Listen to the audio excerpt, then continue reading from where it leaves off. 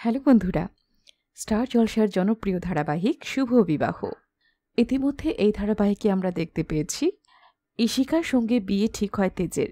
যদিও তেজ চাইছিল শুধু ইশিকাকে ব্যবহার করতে, তার উদ্দেশ্য ছিল সুধা এসব দেখে সহ্য করতে না পেরে তার পরিচয়টা দেবে। কিন্তু শেষমেশ তেজ ও তরির মাস্টার প্ল্যানেই সুধার আসল পরিচয় ধরা পড়ে যায় তেজের কাছে। আর এইদিকে সার্থক আর ইমনের চক্রান্তে পুরো বসু মল্লিক পরিবারকে পথে বসতে হয়। সার্থক আর ইমন এবারই সবকিছু বাগিয়ে নেয়। তাদের এমন কাণ্ডে রেগে যায় তেজ। ওদিকে এমন কাণ্ডে সুধা ভীষণ কষ্ট পাচ্ছিল। তার পরিবারকে এভাবে পথে বসতে দেখে তার ভীষণ কষ্ট হচ্ছিল।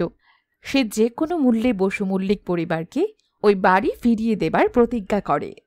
তো বন্ধুরা, ইমন ও সার্থকের চক্রান্তের হাত থেকে বসু মল্লিক পরিবারকে কি করে রক্ষা করবে সুধা, তা জানতে হলে দেখতে হবে ধারাবাহিকের আগামী পর্বগুলি। তো দেখতে থাকো ধারাবাহিক শুভ বিবাহ। আর নতুন নতুন ভিডিও পেতে অবশ্যই আমাদের চ্যানেলটি সাবস্ক্রাইব করে দিও। ধন্যবাদ।